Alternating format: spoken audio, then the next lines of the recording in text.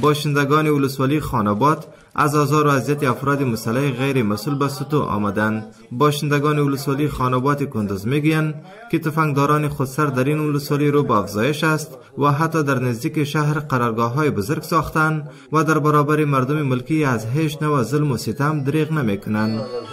از خانه کشیده بچه مرد از هنگ آورده دنیالی خود کشته، شاش راسته که بچه من کشته. این پیش والی صاحبا بدیم که اگه ارزی مرا کش کنه دیگه. دسمی اربکی دختری جوان از مردم نیست، زنی جوان از مردم نیست، مالدار مالش از مردم نیست و پیسه از مردم نیست. از دست اینا تو هستیم که کباب بریان است. حیات الله امیری ولسوالی خاناباد با تایید سخنان اهالی این ولسوالی از مقام‌های محلی کندز خواست تا به اسرع وقت جلوی این خودسری ها را در این ولسوالی بگیرند تا مردم ملکی در یک فضای امن زندگی کنند. از تو آزار میشه، ای از تخار نماده، از کندوز نماده، ای اولاد ناسالم مردم خاناباد هستند.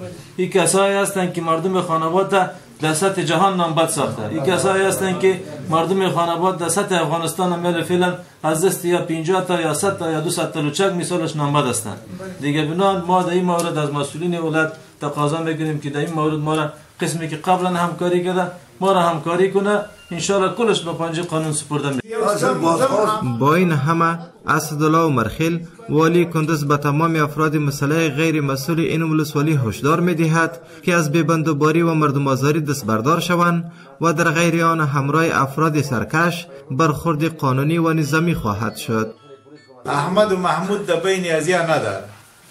امی کسی که در پرسونل رسمی دولت نیست و سرا در پیش شسته او دشمن از همین ملت هم است، دشمن ما هم است.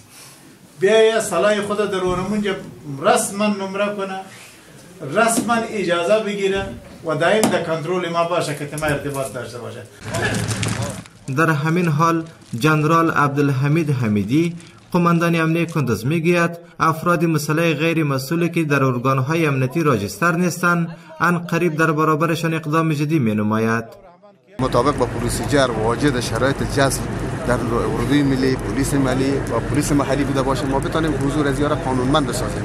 در غیر از و هم امی حرکات از در یک چارچوب که او افراد مسلح غیر مسئولی که حضور قانونمند در نهادهای امنیتی ما ندارند خودسر باعث اذیت و آزار مردم میشه. یکی از اولویت‌های کاری ما است که ما بتانیم جلوی خودسری از یارا ما بگیریم و یارا مهار بکنیم تا اینکه مردم ما باعث اذیت و آزار بشه. باشندگان خاناباد هشدار می‌دهند اگر در خصوص خل صلاح این افراد حکومت مرکزی اقدام جدی نکند در آن صورت مردم این ولسوالی حمایتشان را از گروه مخالفان مسلح حکومت اعلام خواهند کرد.